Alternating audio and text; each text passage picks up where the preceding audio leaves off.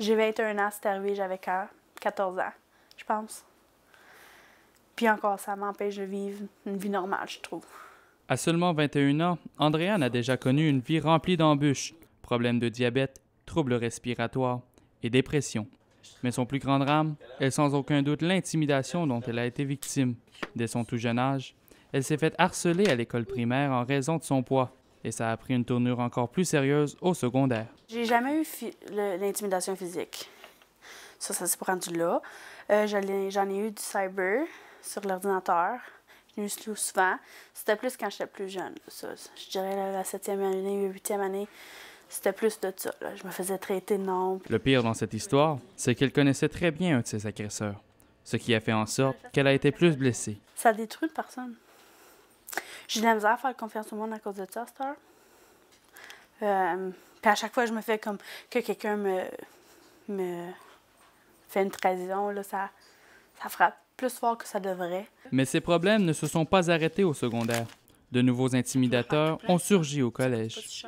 Elle a même dû abandonner ses études collégiales à cause du stress que ça lui apportait.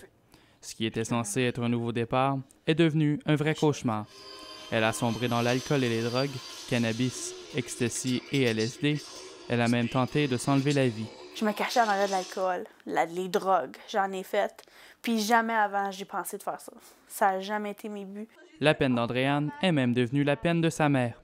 Brigitte a pu ressentir une partie de la douleur que vivait sa fille. Ça détruit, puis c'est dur à regarder ton enfant se faire détruire par des enfants que tu peux rien faire.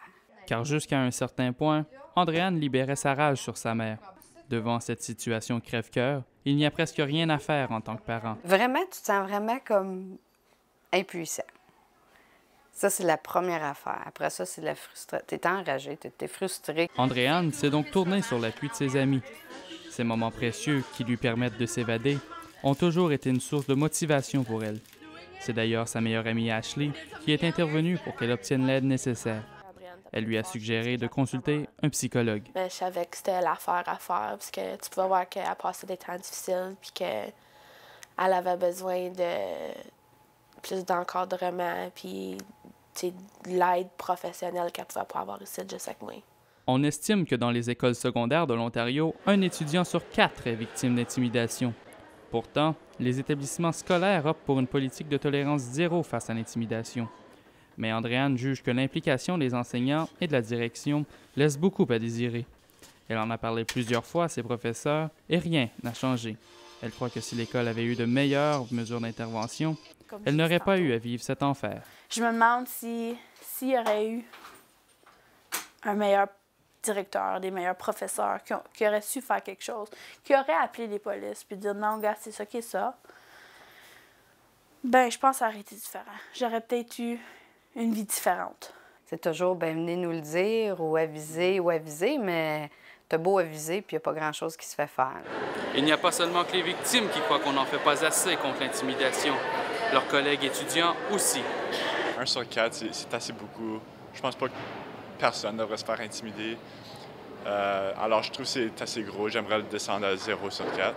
Renforcer beaucoup qu'est-ce qu'ils disent, ce qu'ils vont faire pour commencer. Je trouve souvent qu'il y a des places qui vont dire qu'ils sont contre l'intimidation, mais là, l'intimidation est reportée, puis ils font rien. De faire plus un contrôle, puis de faire... les écoles devraient avoir des plans d'intervention pour ces choses-là, puis d'avoir des priorités aussi. Aujourd'hui, Andréane se sent moins angoissée et elle envisage même un retour aux études en janvier.